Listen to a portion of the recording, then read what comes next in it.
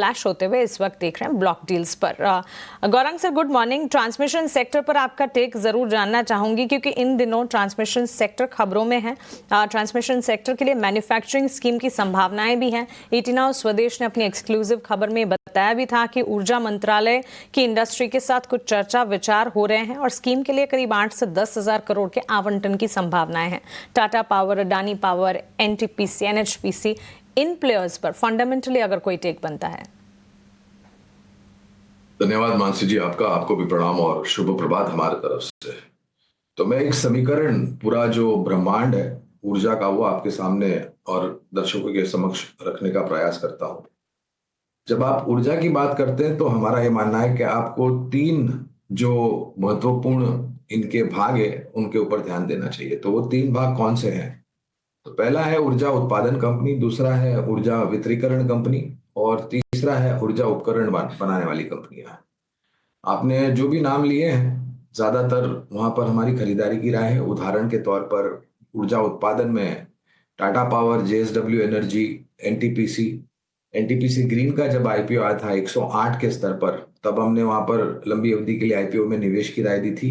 मौजूदा स्तर करीबन 85 के आसपास डिस्काउंट में मिल रहा है, 90-95 के आसपास डिस्काउंट में मिल रहा है। अगर निवेश है तो बने रहे, नहीं है तो डिस्काउंट में मिल रहा है तो कर सकते हैं।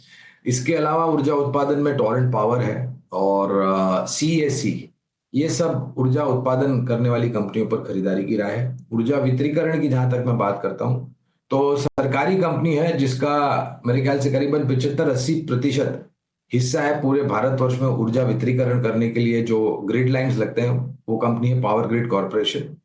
और ऊर्जा उपकरण में मेरे ख्याल से अभी अभी आपने नाम लिया था केईसी इंटरनेशनल।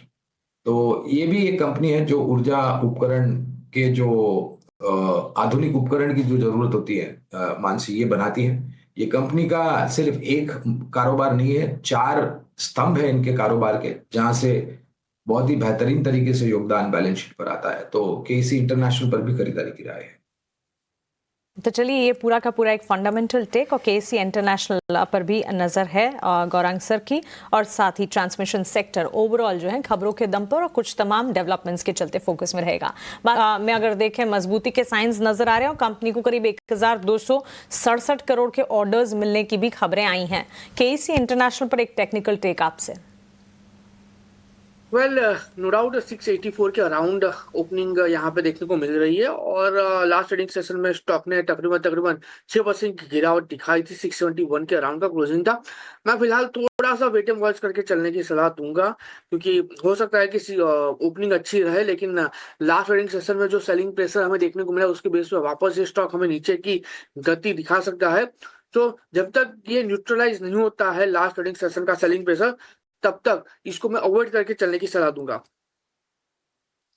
वॉच लिस्ट में रखा जाए केसी